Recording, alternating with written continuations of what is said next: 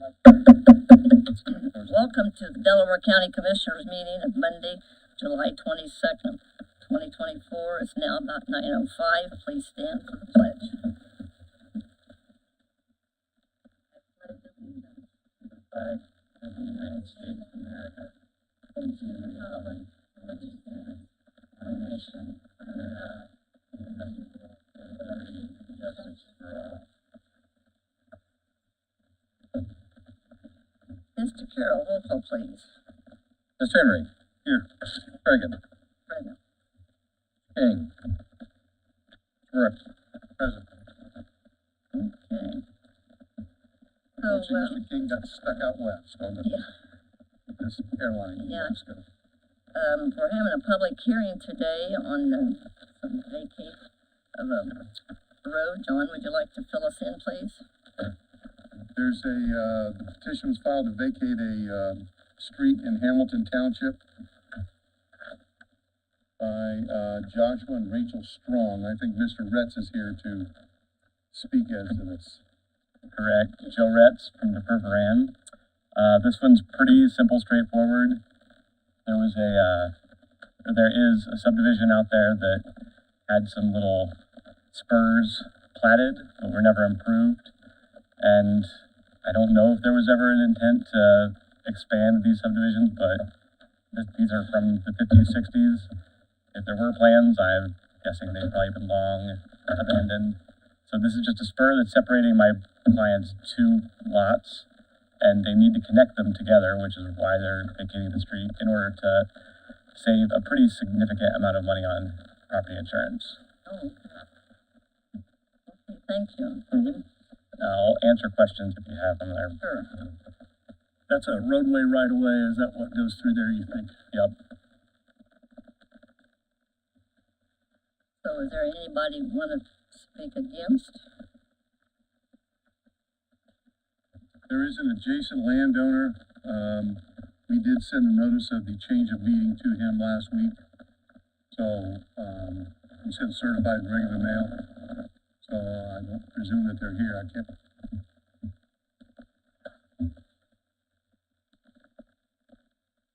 So we don't know if the Frederick Bird is the name. Yes, Frederick Bird, that's it. Very good. If you received Yeah, it we or not. notified him. I will say,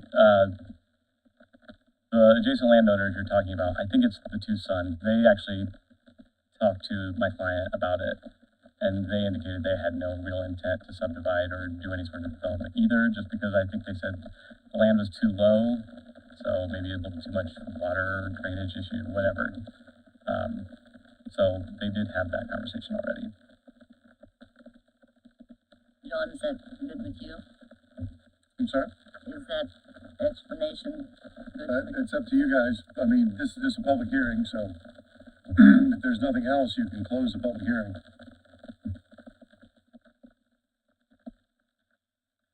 I make a motion to close the hearing. Okay, I'll second that. Roll call, please. Mr. Henry. Yes. Mr. Reagan. Yes. Okay, thank you. Okay, on the tabled business, I think, we probably should remove the 1315 East Main so we can get that cleaned up. I have spoken to one of the bidders, and, I was trying to get the other because we had quite a bit of difference in the money, but, they will have to show proof and turn it into the city before they are paid. I'm good to remove it. You good to remove it and move forward then? Yeah. I'll make a motion to remove it from the table. Okay, second. Roll call, please. Mr. Reagan. Yes. Mr. Henry. Yes. Okay, thank you. Now the next thing would be to accept the bid, because you didn't accept the bid last time. No. I'll make that motion. Second. Roll call, please. Mr. Reagan. Yes. Henry. Yes. Thank you. Okay, approval of minutes, July 1st. Motion to approve. Second. Roll call, please.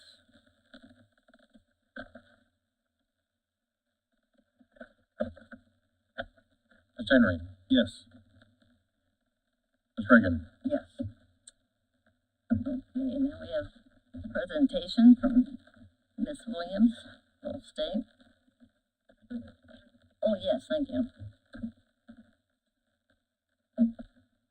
Thank you.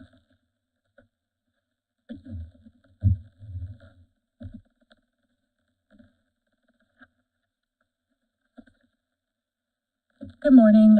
My name is Heather Williams, and I'm the president of the Muncie Action Plan Board of Directors. I'm just here this morning very briefly to update you on where we're at with the Together DM Coalition. Within the annual report, this is last year's annual report, there are a couple of documents for you. One is what's included in the RFP that we put out to hire the consultant, and it includes a description of the collective impact model that we're using, and that gives you an idea of the 3 different subcommittees that we're forming as part of that Together DM Coalition. And then there's a schedule in here. And I really wanted to get ahead of the emails that were going to be sent out by Structure Point. Unfortunately, time got away from me, so you all likely received a number of emails. There are probably people in this room that also received a number of invitations to meetings. We will be hosting the first series in July, towards the end of this month. Actually, no, I think they moved them off to August because I was going to be out of town. So in August, we will be meeting with the steering committee, and then the first subcommittee, which is the quality of life subcommittee. So anyone here that touches things like roads, parks, those big quality of life issues are going to be invited towards that first meeting. So I know you all received invitations. We encourage you to attend. If there are people on the invitation list that you have that you speak with regularly, encourage them to attend as well. As many voices as we can get, especially from the county, is super important because this is obviously a county-wide plan. So MAP is more of a city-focused organization, but we are taking this on. Again, I don't need to go into the history of it with you all, but when Marta passed, MAP stepped up to help move this forward so that we can ideally soft hand all of this work off to Kylene and she can take it over. I guess that's all that I have as an update. I didn't know if Kylene, is there anything you wanted to add? Any questions? So you're wanting the public to attend? Well, the invitations have been sent out. So the Quality of Place Subcommittee, I think, has about 120 names on it. So obviously not everyone's going to be able to come. I think we had about 30 that definitely indicated that they would be there. So it's not necessarily open to the public because we already have the plan. What we're asking for are the people that have power over funding, allocating, scheduling work to come to those meetings. So people who actually do road work, not people who drive the roads and would like to see less potholes. Okay, very good. And we'll look forward to attending. Excellent. You'll keep us posted if you need to. Absolutely. Share with us. Thank you very much for coming today. Thank you, everyone. Okay. Under contracts and agreements, we have Angie, Ms. Moyer with the NDOT. Good morning, Commissioners. This is a standard boilerplate contract with NDOT. This is to receive 80% reimbursement for right-of-way services. I just need your approval on it, and then they'll send, since James is the president, Commissioner King, I apologize, a digital version to sign, and then I'll get a copy of the stuff for the record. And what project is this for? The bridge on 600 South between Honey Creek and 600 West. Oh, that was that bridge that was put in the 50s. Bridge 112. Motion approved. Second. Thank you. Roll call. Mr. Henry. Yes. Ms. Reagan. Yes. Mr. King. Okay, now we have Mr. Howard here with the land bank. Good morning. Nate Howard from the Muncie Land Bank. Yes, the Muncie Land Bank, and a group of, nonprofits, we've been applying for Ready funding, Ready 2.0, and we submitted a proposal back in November, and then we're invited to, submit a more comprehensive, proposal application that are being submitted right now. When you all awarded us 40 properties, 24 of those were in our target area in the Old West End, and really that just kind of blew the doors off the possibilities for us, being able to get other match funding from other funders, and get more people in the fold. So, one, I just wanted to reiterate your all's role in empowering the land bank to get to the place where it's been, specifically with this project and the other 16 properties that were awarded that are in different neighborhoods, mostly on the south side. We're developing similar type agreements for development. Habitat for Humanity is trying to leverage 6 properties that y'all gave us in a housing development project with the Federal Home Loan Bank, asking for, large sum of number to develop those. But anyways, I'm here today specifically to ask for you all's support and willingness to sign a letter that supports our proposal that'll be going into the portal here in the next couple weeks. And I'm happy to answer any questions you might have. Well, we support you, and signing a letter's easy, and Mr. King couldn't be here today, so with his approval, use his stamp, be okay for you? Sure, that'll be good. Yeah. Motion to approve. Yeah. Second. Roll call. Ms. Reagan, Yes. Henry, Yes. Mr. King. Thank you. Thank you. Okay, ordinance 2024-17, ordinance to vacate a part of the unimproved platted street in Delaware County. Except the one. This is the first reading of the ordinance for the, vacating the plat where you had the public hearing earlier. I make a motion, we introduce ordinance 2024-017. Second. Roll call. Mr. Henry, Yes. Ms. Reagan, Yes. Mr. King.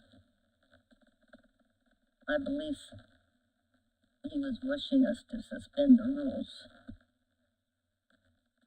Is that correct, Bill? Yeah, if you'd be so inclined, that would be great. We appreciate it. Thank you. I'll make that motion. Second. Roll call, please. Mr. Henry, Yes. Ms. Reagan, Yes. I'll make a motion, we adopt ordinance number 2024-017. Second. Roll call. Mr. Henry, Yes. Ms. Reagan, Yes. Mr. King. Thanks. Okay. For second reading, resolution 2024-14, resolution of the Delaware County Board of Commissioners identifying a certain property to be transferred to a nonprofit entity pursuant to Indiana Code 36-111-56. This is for a piece of property that the town of Selma, it's on a tax sale certificate. Town of Selma is requesting, I think it's 115 South Albany Street in the town of Selma. They would like to have that piece of property so they can develop it. So this is just the first step. We'll have a public hearing at the next one, and then you can approve the transfer if there's no objections. I make a motion, we approve the resolution. Second. Roll call. Ms. Reagan, Yes. Mr. Henry, Yes. Mr. King. Thank you. Under department heads and elected officials, we have anyone that would like to speak up? Good morning, Dan White with the Delaware County Fair, member of the 2024 Fair Board. Just had a couple things today. We just concluded our fair. I haven't got the totals all together yet, but it looks like it's going to be a positive number again this year. But I just wanted to thank the commissioners for everything you guys do, and John Brook. I've reached out to him numerous of times on this fair. What's right and what's wrong. the community for coming in.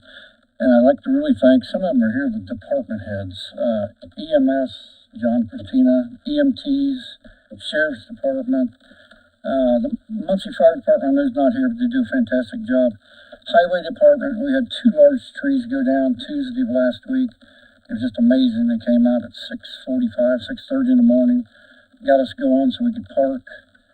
The Muncie Sanitation Division has been awesome. The volunteers of our fire stations that come and help the Muncie Fire Department. Even the auditor and the treasurer's department, we had last minute checks that were needed to be looked into, signed, cashed, whatever. They all did an awesome job. So I really just wanted to take the time this morning to thank everybody for that fair. And then while I was here, I've been complexed about this for quite some time, but I'm formally asking the commissioners to remove one of my fair board members, Brandy Webb. I think she came on in January of 2023. She helped a couple evenings of the fair of July of 2023. We have not seen her since on the premises of the fairground since July of 2023. She has undertaken her job, her family, and schooling. I just don't think the board has been able to work efficiently. We needed that extra person to be there, and she wasn't there. I spoke through email in February of this year, 2024, and asked her if she would step down and become a community volunteer. A community volunteer, you do not get to vote, but you have every right that any other person on the fair board has. It's kind of our farm league. You start there, you advance. She told me no, she wanted to stay as a member, and she was going to stay as a member, and she had a lot more for us to offer if we could wait on her until everything was completed in her education. So I just think her lack of involvement, I just need somebody to come up and say, hey, I need her off. It's that simple. I'm sorry. I apologize. I've tried. I do have somebody else in mind at this particular point. They'd be a great asset to our fair board. So I'd like you to take this under consideration if you would, please. I make a motion, we remove her. Second. Roll call, please. Mr. Henry, Yes. Mr. Reagan. Yes. Thank you. And I think at some point, if she comes to you and has free time and is able to give, then I think we need to take another look at that. But also, Dan won't say it, but he's the president of the fair Yeah, board. that's what I was. And Dan has done a tremendous job getting that fair all in order and working out there. He spends many hours out there mowing all the time, every week. Dan's out there and he's involved. He's done an outstanding job for the fair board, and I just want to say, Dan, we appreciate your leadership out there. You've done a tremendous job, and I understand that. I understand that, but you're the head of it, and we appreciate you. So thank you. Dan is very modest.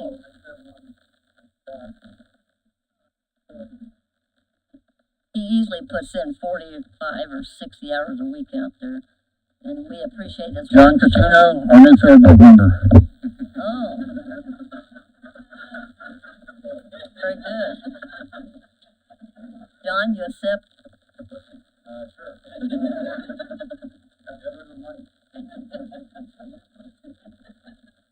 We'll make it official, send you a letter.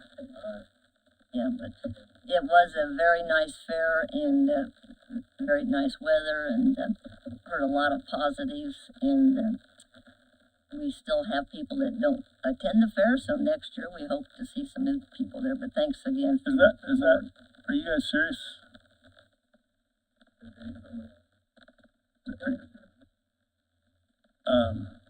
I'll make a motion then.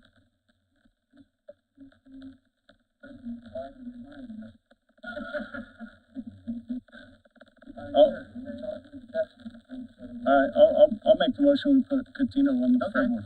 I'll second that. Roll call, please. Mr. Reagan. Yes. Henry, Yes. King. Dan, I didn't know if you was trying to railroad him or, John, let me go back to Mike. Every evening this past week, when I've been in and out, there's John sitting in the office. He's got the interest. He wants to help. They did a fantastic job keeping us informed and everything. But I spoke to John probably, 3 weeks ago, and was getting his feelings for it. And then last night, when I decided what I was going to do today, I wanted to verify, make sure he was ready to roll. His term is to go through December 2024, and then I'm hoping the commissioners will re-elect him for the next 3-year stint. But Ms. Webb's ends December of 2024. okay, get that in there. Thank you. Okay, thank you. Thank you. Congratulations, John. Mr. Fluke. Morning, Commissioners. Jim Fluke from the IT Department. Got a couple things I want to touch base with you on.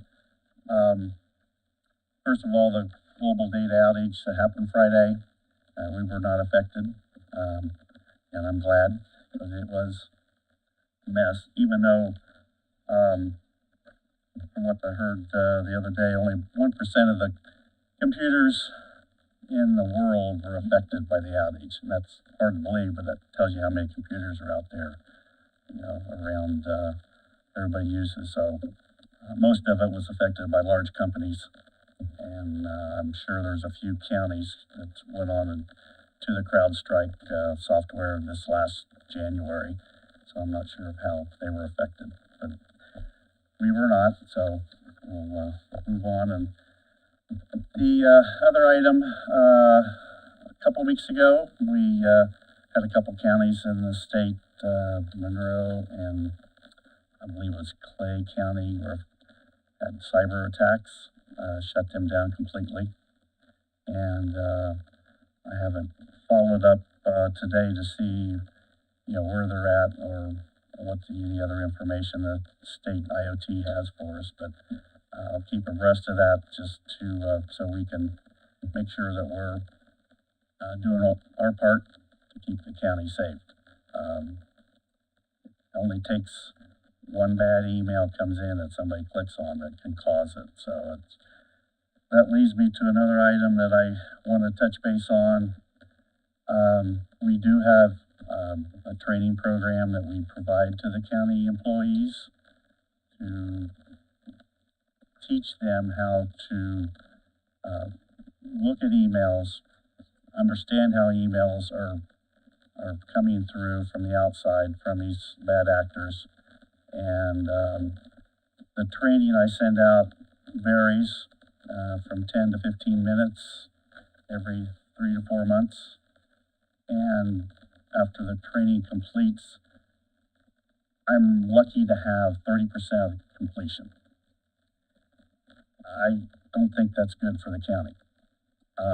Part of that's just people don't have time. I mean, there's all kinds of excuses that we get, but it's a product that's being provided to us free by the state now. We used to pay for it. We've been on it for about 12 years, and it's never got any better than 30%. I would like to see something put out by the county to get something where it requires them to take this training and take it more seriously, because, like I said, it only takes one email to cause a problem and shut the county down, and it could be for months that you'll be without any IT service. So I'd like to just ask the commissioners to take that under consideration and see what we might be able to do to work with HR and the department heads to see if we can get this program to be taken more serious and we get a better participation in the training. I'll be honest, I took my training about 2 or 3 weeks ago, and I thought there's three components, right? This last one, there was 3 tests, yes. And I thought for sure I had done all 3, And then about a week or two later, it said I had not, and then I got busy, and then it didn't notify me again, but I just Okay, thought for the sure I reason, the did. reason for that.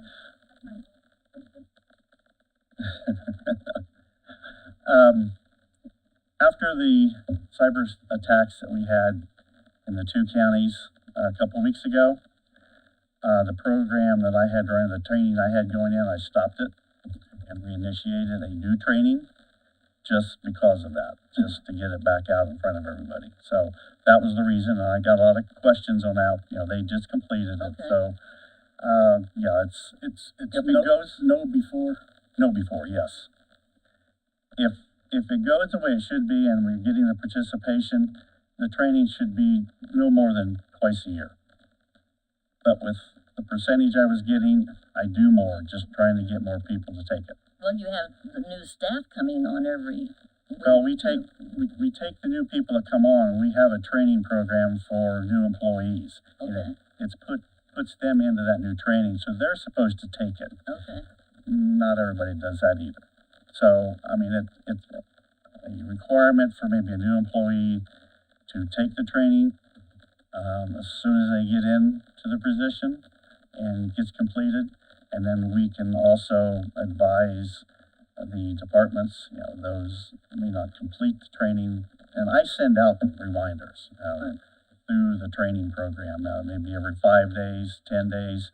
And then when it gets closer to the end of the period, if you haven't done it, you'll get another one.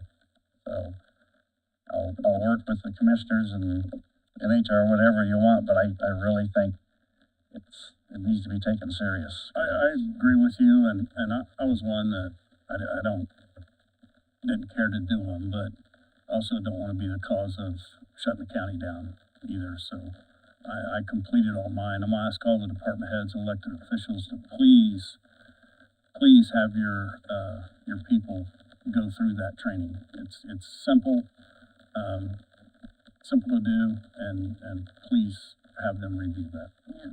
And it's something that you could use at home. I mean, it just sharpens everybody. I mean, yeah, you don't have to do it at work. If you've got a county email, you can log into it. It's got a link that's not just tied in, it comes out of the county. It's a global applications done all over the world. Companies use this, so it's a very well-known company that provides this kind of training, and it's like I said, we've used it for 12 years, so it's something that's I felt that we needed to have. It helps, and I hear comments back that it does help people learn how to understand these emails that are coming in and what to look for specifically in these emails. I have a question. I'm not saying we're going to do this. I just have a question. Could you lock them out of their email if they do not take that quiz? Is that possible? It's kind of tight because if they don't have their email account, which is their what we call their profile account, Yeah. they can't log into the computer. They can't do their work. That's why I'm asking. Can you lock it out? We can lock them out where they. Okay. I'm just asking the question. I'm not saying we're doing it. Okay. But I say we're doing it. If that position is taken, then we can lock them out and reassign another password to them to do the training, or put them in a computer that they can go do the training. Okay. I also was wondering if you could get us a list of the departments, what percent, just so we can just kind of check. That's come up in this last couple of weeks too. Right now we've got it broken up basically by the Justice Center, the county building, and this was all prior to the move out to the new Justice Center. So there's a large quantity of people that's at the Justice Center now, but they still fall under the county building group that we have. But it can be done that we can break them down. It's a little more work for us to prep it, but it's something It'd be interesting if somebody's only at 10% and that department really needs to be sat down and talked to, I would think. Another option that I think believes in there, if the elected official or department head takes it under their arm to do it too, we can put them in as a manager, and then notify them when they get reminded, the employee does, that they can send them out an email too to say that they hadn't completed it. So that's another option that we'll look into then. But I would like to do that if that's possible. Yeah. Before we take extreme action. Okay, thank you. No problem. Yeah. One other item, tomorrow, the Tyler New World software is getting upgraded.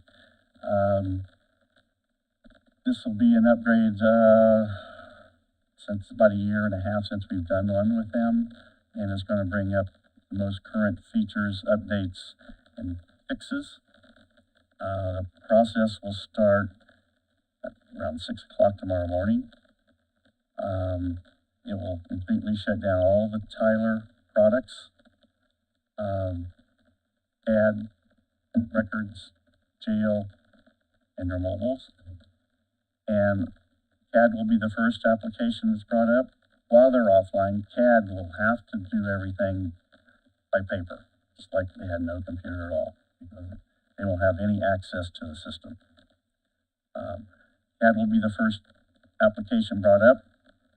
As soon as they get on, then they'll bring back on the records and the jail, and the last one will be the mobile, for the field office. What's the approximate timeline? You said start at We're 6. looking, it starts at 6, we're looking at a 4-hour window to get it done. The 6 o'clock was a recommendation, from, the CAD supervisor, because of the time frames and when they get busy. So that's what the time was taken on it, and Tyler says it could take up to 4 hours, and we're hoping it could be less, because it's not a major, but it's, something that's gotta be updated periodically to keep it current. Thank you. Okay? Thank you. We have our monthly, weights and measure report. I believe we've got some others. I'm sorry.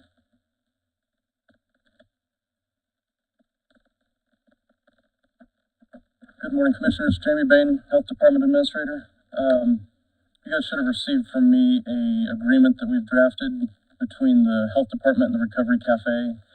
That was provided at this time as a courtesy to the Commissioners.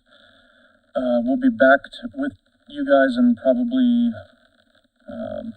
just a little over a month seeking approval of that.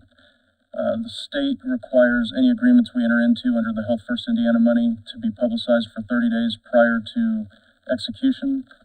So I'll be posting that with the state, assuming commissioners have no issue with it at this point. And afterwards, I'd be back for your approval. I'd be happy to answer any questions you guys may have on that. Glad you're doing it. Yeah, looks like a good program. Thank you. Need a motion. I took a look at the agreement, I don't have any problem with the agreement. Motion to approve. Second. Roll call, please. Ms. Henry, Yes. Ms. Reagan, Yes. Mr. King. Thank you. Thank you. Okay.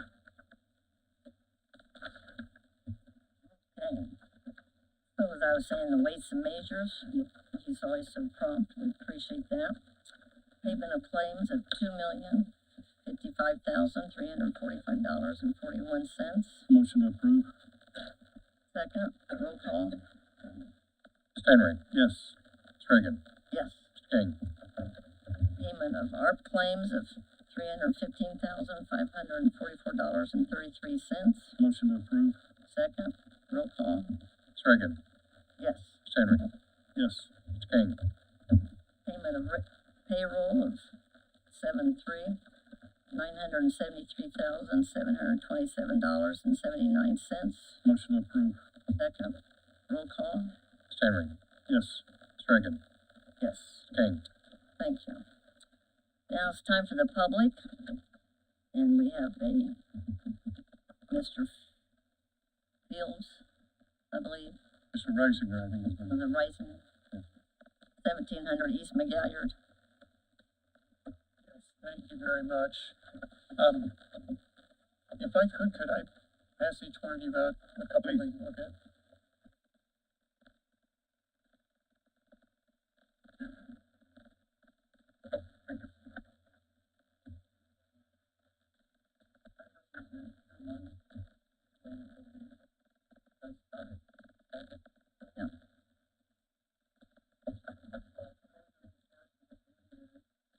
At 1700 East McGalliard, that was sandwiched in between the parcel that Cure Muncie Land Holdings owned and the road.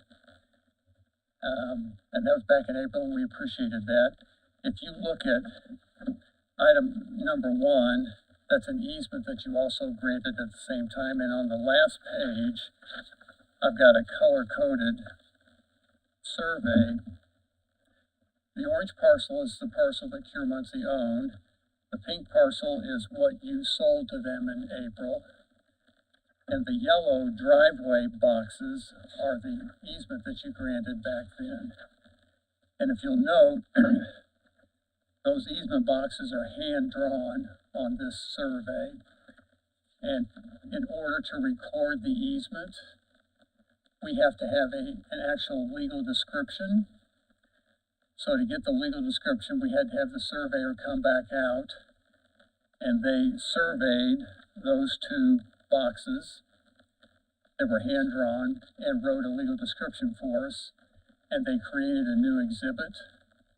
So that's number 2 in the package I sent you. The first page is the actual legal description of those 2 boxes. And the second page is an official survey of those same 2 boxes, except now it's not hand-drawn. The surveyors actually put them in there precisely. And again, we needed this in order to record the easement.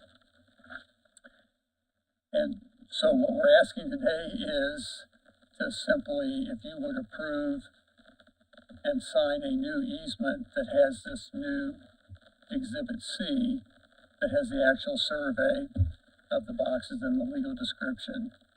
Again, the easement area has not changed at all. We just had to make it more official and more precise. And so we would ask respectfully if you could approve that new exhibit and have the new easement signed so we can get that recorded. Is that Exhibit C, the easement area, or is there an agreement in here? Well, actually, I've got 2 copies of the actual agreement here, John. Okay. So that if that new Exhibit C is okay, what I've done is with the actual agreement, I've just put in that new Exhibit C with the same agreement that you signed before. So it's exactly the same except for the Exhibit C. There wasn't any error in the legal description, you just formalized the legal description now for the easement, right? Exactly. Yeah, exactly. So that would be no change at all. And if that's okay, if I could ask one more thing, because Cure Muncie is selling this parcel, and the buyer noted, if you look at the orange part here, in the pink area where the commissioner sold the parcel to Cure Muncie, you see that little arch that's in between the 2 yellow boxes? That's where the grassy area starts, and then the sidewalk follows. Unfortunately, on this original easement, that grassy area is misplaced, and it actually starts farther south. So if you look at the Surveyor's Exhibit number 2, where you see that same arch that's in between the 2 boxes, it actually shows that it's about 3 foot south of the parcel that we bought from the commissioners, that pink parcel. So it left a gap, which is, if you look at number 4 in your package, I've marked in green where that gap is. It's just that little 3 foot gap. And the buyer would like you to fix that gap by putting that in the easement So this would be a change. The first thing I talked to you about is no change at all, but this would be, they're proposing to make the easement cover all of the area between those two yellow boxes. So that would pick up that green 3-foot gap. Have you got an agreement for that? I do. Have an agreement for that. And if you look at number 5, that will show you exactly what the survey is saying. It picks up the whole area in between the two boxes. And the other thing is they went ahead and took the easement out from that east box all the way to the property line. So it would, and that's what they would like. It cleans it up then. It just cleans it up and so the easement runs the full length of the bottom part of the property. And we would be most grateful, and we appreciate all you've done with us, and you've put up with us a lot, because there's unfortunately been a lot of back and forth on this on our side, and we apologize for that and appreciate your help. We just need an approval, John, is that all we need? Yes. I make a motion, we approve all requests. What are we approving? You're approving, first of all, a revised access agreement that has a legal description as required by the auditor's office to record the easement.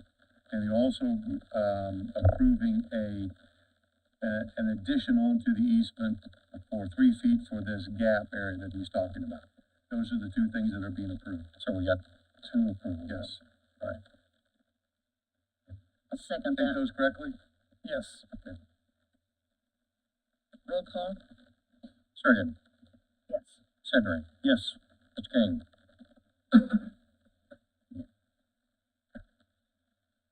Okay. So if you have those agreements, if you'll bring them up after the meeting, the commissioners will sign those.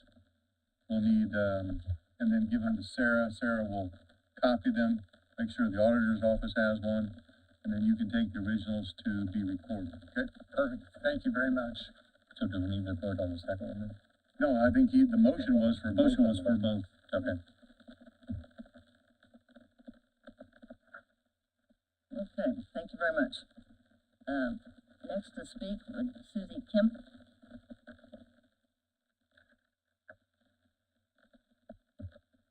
Thank you for having me here today to speak. I live at 1501 North Stockport Drive, and there's been some discussion about a bridge that we have is not going to be repaired. I guess this bridge has been there for 25, 35, 40 years, and it's failing on the west side badly, and we need it fixed. There's 6 of us that live on one side of the bridge and 5 of us that live on the other side of the bridge.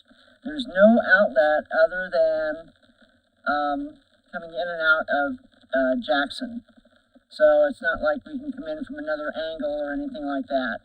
The problem is if you don't fix the bridge, there won't be any emergency services that will be willing to go across the existing bridge to get down to the 6 houses on the other side of the bridge.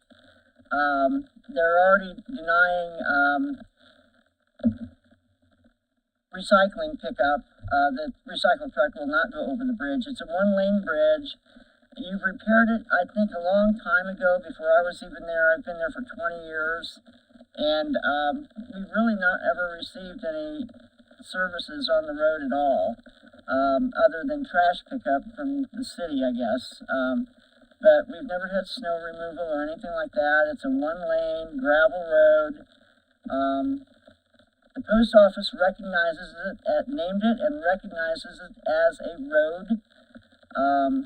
We all pay taxes. We'd like to have the bridge fixed, and everyone's telling us it's the county's telling us it's the city's job, and the city's telling us it's the county's job. In the meantime, there's a hazard on the bridge. You can only go over on the east side of it, very close to the edge, because the boards are failing. And we've called. I think there have been several residents there that have called commissioners and asked them to repair the bridge, and that's the story they get. It's always somebody else's job. Well, everybody on the road is over 65 years old, And there will be a need someday, unfortunately, for emergency equipment to get across that bridge. And the condition that it's in now, I don't know if they will cross the bridge. So what we're asking is that the commissioners repair the bridge that they put in 30, 40 years ago. And that's why I'm here. And I have several other residents here from Stockport that are more than happy to come up and speak to you as well. Thank you. Angie, would you like to speak to this? Fair bad news. From my records, where the structure is located is a private road. We do not repair anything on private roads. That's why it has not been repaired. I appreciate your concern, but in all fairness, we can't do it in other areas that are private roads, because we've had some similar requests. I did find records from 2007, John. Were you commissioner back then? May have been, yes. There used to be an ordinance, there was discussion of it being rescinded to help, people could petition for a private road to be fixed, maintained, whatever. And the two options were either maintain, had to have all the signatures from the adjacent property owners, or they could choose to pay a fee to have everything brought up to standards. And the neighborhood at that time signed just to do the maintenance to the roadway. So if it's stone, they'd only bring in stone. But I do have notes where the commissioners were looking at rescinding this resolution. I don't have any other records than that. I don't recall whether we did or not. But I have all the resident signatures at the time. But Is my signature on there? Yep. Yep. You're on Good. here. You're on here. So it's been known for a long time. It's private. I hate that they're going through this, but I don't know how we can justify spending. Well, you dug the ditch through there, I guess, to alleviate flooding on the east side of the road, and that's when I guess the ditch was dug to alleviate the massive flooding that was going on there. And I believe at that time is when the bridge was installed. But that was a long time ago, and it was. Have any records on what was installed, size, dimensions? Well, it was a private road all this time, so you did it once, and we've depended on it. I don't know if the developer paid for it when they started selling more lots down the road. I don't have that information. I wish I could tell you more, but My house has been there for many, many, many years at the end of the road. So there's been houses at that end of the road for a long time. John, I was wondering if we could discuss this at our 10 o'clock stormwater meeting also, since Mr. Borsch, our surveyor, will be here at that time. Well, absolutely you can discuss it. I think I put it on the agenda. Yeah. So, Susie, or Miss Kemp, if you could stay or anybody's welcome to stay at our 10 o'clock meeting, we could maybe discuss this. I think we're all staying for the 10 o'clock meeting, because we're very concerned about this. Yes, we are. Because one of us has a heart attack, or our house catches We on fire, understand. and the fire truck can't get down there, there's gonna be a real problem. Yep, A real problem. Mr. Borsch, our surveyor, will be here and we can discuss this. Okay, thank you. Right now it's listed as a private road and a private bridge. Okay, I had not heard about the ditch being Yep. dug. Well, it's probably a county surveyor's ditch, but he's not required to put. Right, he's not required to put a bridge over it to gain access. Well, He just digs the ditch. That's all the law requires him to do. Well, the ditch just didn't miraculously, or the bridge just didn't miraculously appear. You guys put the bridge in. No, the county did not put the bridge in. There's no record of the county ever putting that bridge in. The private developer put the bridge in. Whoever split off. Who would that be? Whoever did the plat way back when. But they didn't need a bridge until you guys dug the ditch. I don't know if that ditch has been there forever. I don't have any details before my time. I don't know if The ditch was dug in the 80s. maybe Tom's got something in the drainage board minutes in the 80s. There might be something, we'll have to look at that. Thank you. okay. Like I said, anybody is welcome to stay for our stormwater meeting. And if you are going to maybe talk about your team losing yesterday or in the stock market. If you could take your conversation out in the hallway, I'd appreciate it, so we can have our 10 o'clock meeting. But please stay if you like. But Everybody on your list. I think that's it. Motion to adjourn. I'm ready to adjourn. Recess. I'll make a motion that we, recess. Recess. Second. Mr. Carroll? Ms. Reagan, Yes. Mr. Henry, Yes. Thank you. King. Back in a